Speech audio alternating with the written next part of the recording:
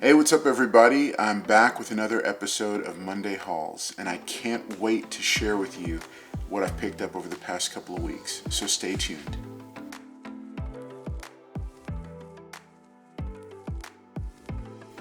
Alright, so here we are with another episode of Monday Hauls. I've got a few books that I've picked up. This is all new books. I've picked up a lot of back issues, but I may do that as a separate video. But I just wanted to share with you what I've picked up. Also, a couple of recommendations, because there was a few books in my new pickups that I just went ahead and took a chance on, and I was actually pleasantly surprised. So let's go ahead and get started. I've divided them up into three stacks here. The first is kind of the mainstream stuff. The second is the popular indie stuff, and then this third is the indie stuff that you might not have heard of, but I picked up and I'm really interested in. So, first off, I think most of you know that I'm a regular subscriber of Batman. So I picked up Batman number 111 and the variant cover also. James Tynion has done a fantastic job, and it's really interesting to read his Batman material that he's putting out, and then kind of juxtapose that with his independent stuff. And you can definitely see that he's that he cuts loose more on the independent side, but you can see that there's definitely a strength there for story and character for his mainstream stuff. So I'm not buying into his new Substack service that he's doing, but I'm definitely watching it. So I would recommend to you, if I'm more old school, so I have a hard time with not getting like a physical book, but I would say I highly recommend anything that James Tynion is currently writing or has written as great books to pick up, not just for reading, but also because I think he's really doing a lot to establish himself, and we might be seeing the next Robert Kirkman. So just putting that out there and just saying everything he's got is fair game. So that's Batman. All right, of course, wouldn't be a new comic book day without Miles Morales' Spider-Man. That's number 28, the main cover. Number 28, this variant cover, which I thought was pretty cool. Then I've got 29, where it's kind of a new suit debut, and then number 29, this variant that I was lucky enough to find, because his variants are still pretty hard to find. He's a real popular character. I like the character, and I like some of the stuff that he's been in. I haven't been as big a fan of the current stuff, but I'm still picking it up. It's kind of like Batman. I'm still picking it up. I'm still going to give it a chance, because you never know. There can always be a pleasant surprise that's mixed in there. I'm also still continuing to get Star Wars: The High Republic. Here's the main cover, and then I love it, action figure variants. I'm a huge fan of action figure variants. I love them. So I was pleasantly surprised to find that in my box. Then I also had number 8 and the variant for number 8 here. So I've continued to pick it up. I'm not picking it up I'm not paying as much attention to the variants, but I do still believe that it's a solid title worth getting. So now here's 3 that I took a flyer on. Okay, so Nightwing number 82, there was some buzz because of the introduction of a new character, and so I went ahead and picked this up. And it's not bad. I need to get into it and read some issues before this, and then continue to read some issues after it until I have an idea of whether or not I would recommend it. But I like that he's back to being Nightwing, and they're not doing this weird, pseudo character with when they did the whole like head wound thing and all that kind of stuff, because that was just the Rick Grayson thing. I think I just stopped buying at that point. Okay, another pleasant surprise out of the pages of Teen Titans Academy, Shazam number 1. This actually, I really like this take on Shazam, because it ties into the Teen Titans Academy, and so you have a bunch of other supporting characters that are not just the Shazam family, and he's in a genuine he's in genuine peril with the storyline that they've set up and the issues they've set up. And I really liked the first issue. I liked it better than the relaunch for this most recent series. And I now like the inclusion of Da H for the new Da H for Hero character, and some of the others as well. So recommend, yeah. And then for Marvel, I picked it up because the cover looked cool, and that the confession. That's it. That's the sole reason I picked it up, and because he's everywhere and he's got the show coming out. I didn't really expect much from this new book, because I don't like the Mr. Knight. I don't like the multiple personality thing. I'd not been a fan of any of that. I like the original old school Mark Spector. And I know some people say it was a cheap knockoff of Batman, and it was, but that's what I liked. That's what I grew up on. That's what I liked. But then I picked up Moon Knight #1, this variant, and I was really surprised by what they're doing with the character. And it kind of reconciled it. It brought it all together. And then there was the introduction of a new nemesis character for Moon Knight, which I don't think we've really had. You know, there's been he's got kind of a rogues gallery for sure, but he's never had like a true dark side to his light side. And it seems like they're introducing that and setting. I haven't gotten issue 2 or on. But I recommend the new Moon Knight series. I'm shocked. I'm shocked that I'm doing that. But I thought it was a solid read, and it could be interesting moving forward. I don't think the show is gonna draw from this new one, but I just like what they're doing with it. So I'm gonna try it out. So now we're here to the Hot Independents. Of course, Something is Killing the Children #18. I'm not buying any of the variants because that's Something is Killing My Wallet.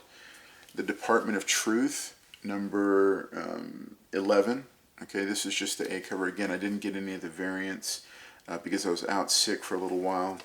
And then my standard pull, my big spec book right now is Radiant Black.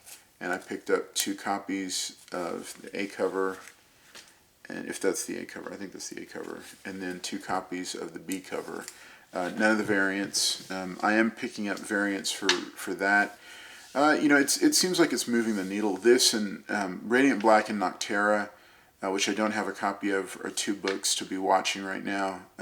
I think both of them are ripe for expansion and development. So, yeah, I think they're worth picking up. Last one, little known indies.